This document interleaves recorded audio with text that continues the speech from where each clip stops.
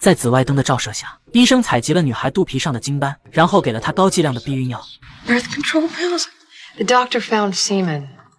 What?The rapist didn't use a condom. 凯莉这才反应过来自己竟然被强奸了，同时医生也提供了抗生素，避免她感染上性病。凯莉简直痛不欲生，难以接受。尽管本森警探尽力安慰，可凯莉一直是处女。要知道，直到大学还保持处子之身是多么不容易。而此时警察也还没意识到，这竟是一起想破脑袋也想不到的离奇轮奸案。恰巧这时凯莉的室友来医院探望，泰勒警探则趁机打探起了情况。室友称，昨晚凯莉和2个女同学一起到兄弟会玩去了。兄弟会的永强一直对凯莉有企图，但凯莉知道对方是花花公子，所以只是和永强调情，并不是来真的。这么看来，直接关系人就是兄弟会的那2人了。而凯莉也描述了同样的经过。昨晚兄弟会的永强和玉田邀请我们去了酒吧，大约喝了1个小时后，就回到了永强的房间玩电动，而我一共只是喝了几口啤酒，但很快意识就模糊起来，然后有人拉我的头发，接下来就什么也不记得了。说到这，凯莉很是懊恼，明明我觉得我没喝那么醉，但我肯定是喝多了。如果我没喝这么醉，就不会发生这种事情了。然而作为经验丰富的老警探，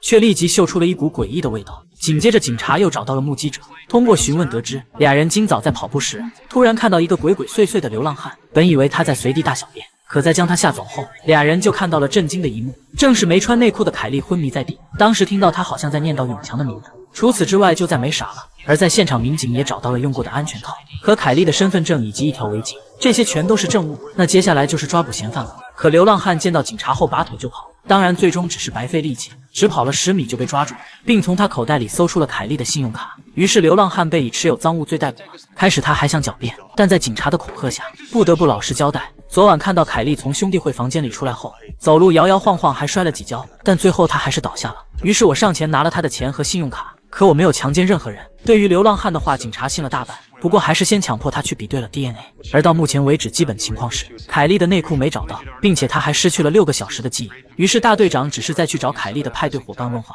想办法找出线索。不料昨晚的2名伙伴竟声称凯莉当时喝得很醉，还不停纠缠永强，而且他以前经常这样。大家当时在玩脱衣比赛，当凯莉脱的只剩内裤在永强大腿上磨蹭时，我们俩就离开了。同时永强也承认那晚想直接上了凯莉，但在看到她脱了满地后，我就紧急刹车了，然后我让他睡我的床，等他酒醒，我下楼睡沙发了。玉田也作证，我和永强一起睡了客厅，并表示凯莉以前就和兄弟会的人乱搞，暗示他被强奸都是自找的，反正这事与我们2人无关。就这样调查一圈后，警察得到的消息是学校传言凯莉其实很放荡，只是技术上的处女，她曾苦练口技，因此这个案件中凯莉到底是被强奸的，还是她自愿发生关系后又反悔了，一时引起了争议。不过好在大家还没争论多久，实验室就传来了消息，这下就没有什么好争论的了，只有一个理由可以解释为什么要对别人下迷奸药，找到谁在凯莉的饮料里动了手脚，那个人就是强奸犯。可不成想凯莉这边又传来了坏消息，校长竟要求她不要上诉，把这事交给学校纪委来处理。因为2个好姐妹告诉她离开时半身赤裸，所以凯莉也拿不准自己是不是自愿的。不过在警察说出你体内检出了迷药后，凯莉当场就震惊了，但却否认自己服过药。然而警察猜测是有人在饮料里面下药，凯莉这才清楚自己确实被强奸了。随后她努力回忆当时的场景，可她的酒杯多次离开过视线，根本确定不了谁动了手脚。而回到永强宿舍后，意识就开始模糊了，所以剩下的时间基本没喝酒。不过期间还有一个男同学来过，但很快也走了。根据这些来推断，剩下的永强和玉田嫌疑最大，至于到底是谁还需要继续调查。接着警察来找了校长，想打探永强和玉田是否卷入过类似的案件，但校长却不方便透露。尽管本森强调这是关刑事案件，可固执的校长还是坚决不透露学生的私人记录，除非有书面许可或是法院裁定，明显就是在包庇，避免学校形象受损。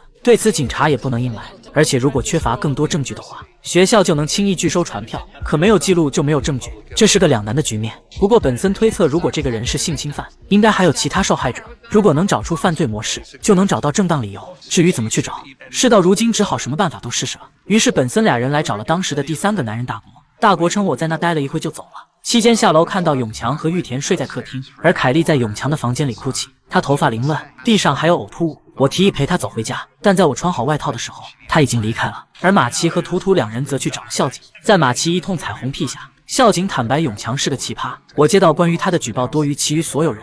What's his deal? Last semester, a woman on the swim team claimed he raped her. Why isn't he a narcissist? She pressed charges through the university's disciplinary board. Any details? Templeton got her drunk, did her while she was in a stupor. 这不正和凯莉的案件类似吗？接着两人马上来找了那个女孩，女孩坦言了当时的经过。We danced and I had a lot to drink. The only thing I remember is on top of me pulling my hair. I must have blacked out. Next morning, I woke up with this god-awful headache. I don't even know how I got home. 但警方疑惑你都昏过去了，是怎么知道被强奸了？ I didn't.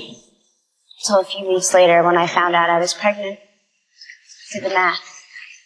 It had to be. I ended up getting an abortion. What else could I do? 而女孩之所以没报警，是因为律师认为无法立案，因为她没有任何证据。就这样，女孩向学校纪委提出申诉，谁知他们却判定这是不当的学生行为。永强只被留校查看1学期，这个强奸案就这么不了了之了。女孩也丝毫没有办法，只能接受。等大家调查完回到派出所后，凯莉的性侵报告也出来了，她竟然真的染上了淋病，所以问题就严重了。永强正在四处传播性病，现在只要能证明永强和迷药的关联，就能逮捕他了。但问题是证据还不是很充足，不过好在足以申请传票取得他的记录。如果那些记录证实了游泳女孩的证词，就能拿到搜索令了。事不宜迟，随后警察拿着传票逼校长交出了纪委的记录，然后顺理成章取得了搜查令，对永强的房间进行了大搜查。结果很容易就找到了凯莉的内裤和床单上的血迹，以及疑似迷药的眼药水，这算是大收获了。紧接着回到所里后，法医就做了分析，果不其然，眼药水成分和凯莉体内的迷药成分一模一样，这证实警察找对了。而迷药调配起来也很简单，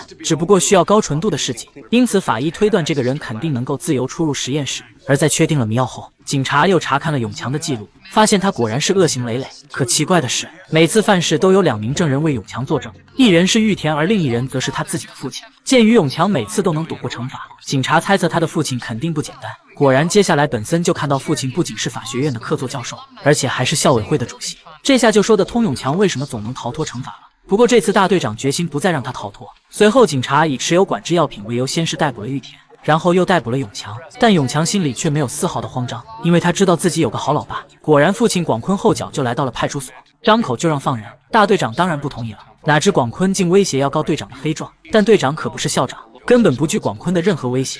无奈广坤只得灰溜溜离开了。不过永强倒是硬气得很，坚称对迷药内裤和床上的血一无所知。而见他如此猖狂，泰勒故意说出你已经得了淋病了。谁知永强竟泼刺乐了，他不相信自己得了病，因为他真的不知道。于是本森解释凯莉之前是处女，她得的淋病肯定是你传染的。哪知这时律师突然打断他，反驳了警察，然后就带着永强走了。然而相对于永强的硬气，玉田可就软得太多了。在警察3两下的恐吓下，他就全招了。没想到却有意外收获。 But Tess and Jody were acting weird all night. They kept topping off Kelly's beer and calling it a love potion. I thought they were just trying to get her drunk. 那意思就是2姐妹给凯莉下了药。而在2人离开后，永强就让我滚，他说今晚要快活一下。玉田的证言既证明了永强性侵，也显示2姐妹涉案了。可对于他俩的动机，警察却一时也捉摸不透。而且既然2人涉案了，肯定不会坦白动机。不过好在本森思维清晰，立马想到了一个知情人，他就是凯莉的室友。却不成想真相简直是震碎3观。原来姐妹之一泰斯原是永强女友，后来永强移情凯莉，就把泰斯甩了，泰斯却把账算在了凯莉头上。 A few weeks ago, I heard her and Jody in the bathroom. Tess found out she had the clap. She get it from Joe? They were whispering. All I heard was something about getting even. Things got a little strange after that. She started acting really friendly towards Kelly, even offered to be her big sister. But behind her back, she was spreading rumors about Kelly and how she was sleeping around. I saw them mixing chemicals in their room. When was that? The night before they went out. It looked like homework. Tess was reading from her biochem notebook.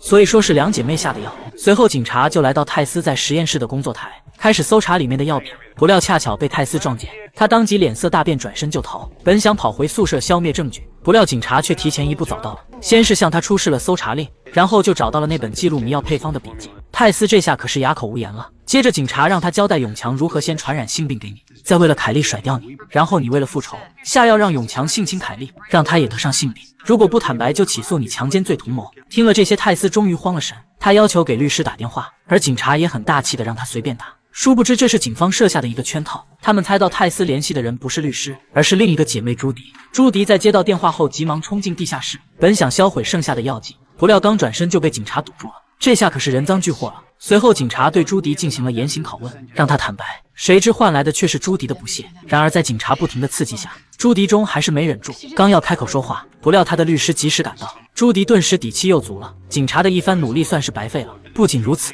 更坏的消息也接踵而至，永强和玉田的 DNA 都和财政的精液不符，这就奇怪了，难道强暴凯莉的不止一人？而林病也不是直接证据，并不能据此控告永强强奸罪。好在马奇突然想起了案发现场的那条围巾。Lab lifted 2 distinct hair fibers from it. One belongs to Kelly, the other matches the semen. 所以说围巾的主人就是强奸犯。随后警察找到凯莉，辨认了围巾。凯莉想破了脑袋，终于想了起来，围巾居然是大国的。可面对警察的审问，大国竟谎称是凯莉偷的，坚称那天凯莉丢下他就离开了。见大国不撞南墙不死心，警方只能摊牌了。The hair fibers on the scarf match the semen that you left on Kelly. 事情已经到了这个地步，大国不承认是不行了。When I saw her sitting there, she looked so sad. Took her to my room, and I brushed the hair back from her face for the first time, and then she kissed me. The rest just happened. I didn't know she was drugged. I thought she wanted to be with me. 但检察官可不管大国是否知道，按法律来讲这就是强奸。可警察还心存不忍，不想这个孩子因为错误解读信息而被关。然而如果放过大国，却要起诉永强他们强奸罪，因为只有间接性证据，本来就难以胜诉。再这样做的话，会让陪审团起疑的。所以为了能够锤死永强和两姐妹，检察官必须连大国一起起诉。不过也承诺，如果胜诉，会请求轻判大国的。也许这是最好的惩治罪犯的方法了吧。很快就到了开庭的日子，凯莉声情并茂地讲述了自己的遭遇，法医证实了迷药的作用，警察讲述了找到迷药的整个过程，以及和泰斯及朱迪的关联性，而最重要的则是医生的证言。The examination revealed a torn hymen, semen, and the presence of gonorrhea.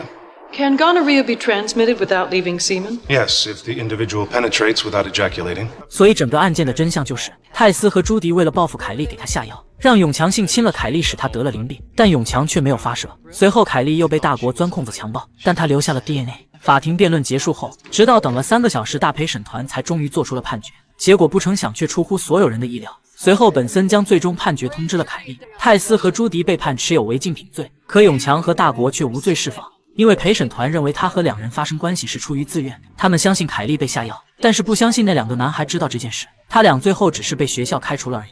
显然凯莉不能接受这个结果，而令本森更没想到的是，凯莉根本没吃避孕药，因此有可能已经怀孕了。他不知道接下来怎么办，对此本森也是爱莫能助。法庭就是这么判决的，法律的威严不允许任何人挑衅。